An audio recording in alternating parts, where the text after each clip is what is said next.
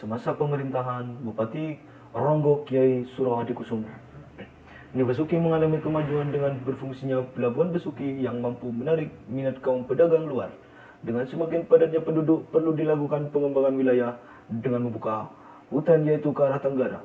Kiai Pati Alus mengusulkan agar Mas Astrutuno, putra angkat Bupati Ronggo Surohadikusumo, menjadi orang yang menerima tugas untuk membuka hutan tersebut. Usul itu diterima oleh Kiai Ronggo Besuki dan Mas Astrutuno juga sanggup memikul tugas tersebut.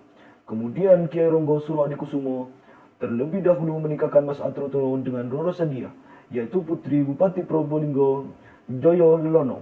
Mertua Mas Astrutuno menghadiahkan kerbau putih melati yang dongkol, tanduknya melengkung ke bawah untuk dijadikan teman perjalanan dan penuntun mencari daerah-daerah yang subur.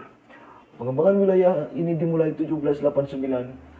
Selain itu, tujuan politik juga upaya menyebarkan agama Islam, mengingatkan di sekitar wilayah yang ditunjuk penduduknya masih menyembah berhala.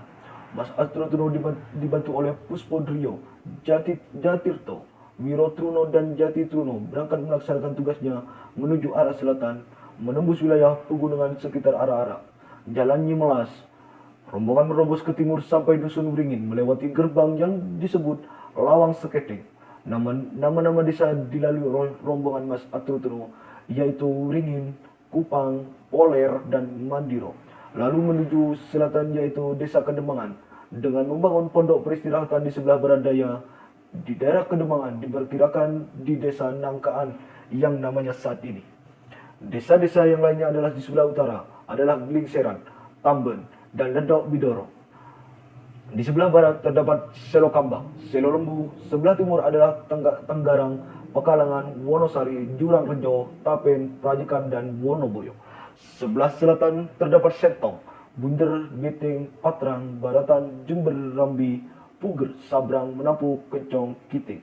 Jumlah penduduk waktu itu adalah 500 orang, sedangkan setiap desa dihuni 2, 3, 4 orang. Kemudian dibangunlah kediaman penguasa di sebelah selatan Sungai Blindungan, di sebelah barat Sungai Kijing, dan sebelah utara Sungai Growongan atau Nangkaan yang dikenal sebagai Kabupaten Lama Blindungan, terletak kurang lebih 400 meter di sebelah utara alun-alun. Pekerjaan membuka jalan tersebut berlangsung dari 1789 sampai 1794 untuk memantapkan wilayah kekuasaan. Mas Astrutuno pada tahun 1808 diangkat menjadi Demang dengan gelar Abiseka Mas Ngabehi Astrutuno dengan sebutan Demang Blindungan. Pembangunan kota pun dirancang. Rumah kediaman penguasa menghadap selatan di utara alun-alun, di mana alun-alun tersebut semula adalah lapangan untuk memelihara kerbau putih kesayangan Mas Astrutuno. Karena di situ tumbuh rerumputan makan ternak, lama-kelamaan lapangan itu mendapatkan fungsi baru sebagai alun-alun kota. Sedangkan di sebelah barat dibangun masjid yang menghadap ke timur. Mas Astrutuno mengadakan berbagai tontonan antara lain aduan burung puyuh atau kembang, sabung ayam, kerapan sapi, dan aduan sapi guna menghibur para pekerja. Tontonan aduan sapi diselenggarakan secara berkala dan menjadi tontonan di Jawa Timur sampai 1998. Atas jasa-jasanya kemudian Mas Astrutuno diangkat sebagai Nayaka, merangkap jaksa negeri dari Ikatan Keluarga Besar Ki Ronggo Bondowoso. Didapat keterangan bahwa pada tahun 1809 Raden Bagus Asra atau Mas Ngabehi Astrutuno diangkat sebagai patih berdirinya sendiri self-standing dengan nama Abiseka Mas Ngabehi Kertonegoro. Dia dipandang sebagai penemu founder sekaligus penguasa pemerintahan pertama di Bondowoso. Adapun tempat kediaman Ki Kertonegoro yang semula bernama Blindungan, dengan adanya pembangunan kota dirubah dinamanya menjadi Bondowoso. Sebagai ubahan perkata Wanawasa, makna dikaitkan dengan perkataan Bondo yang berarti modal, bekal, dan woso. Woso yang berarti kekuasaan.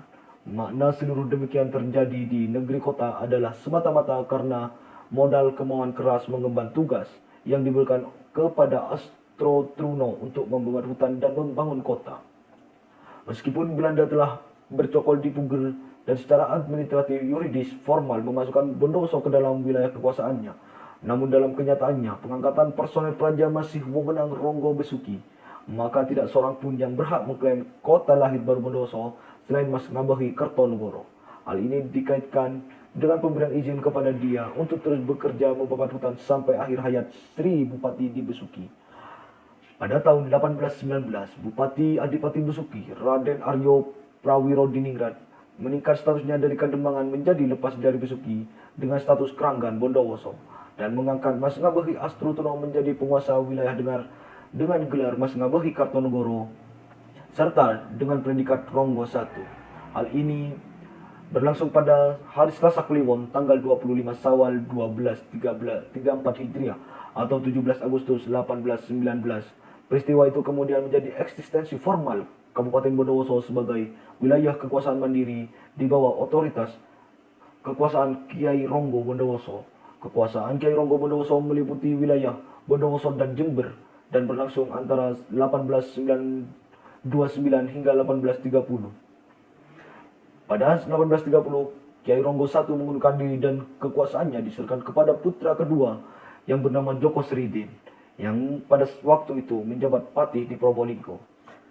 Jabatan baru itu dipangku antara 1830 sampai 1859 dengan gelar Kertokosumo dengan predikat Ronggo II berkedudukan di Blindukan sekarang, atau Jalan S. Yudo di Harjo atau Jalan Kironggo yang dikenal dengan masyarakat sebagai Kabupaten Lama. Setelah mengundurkan diri, Ronggo I menekuni bidang dakwah agama Islam dengan bermukim di Kebun Dalam Tanggul, Kahuripan.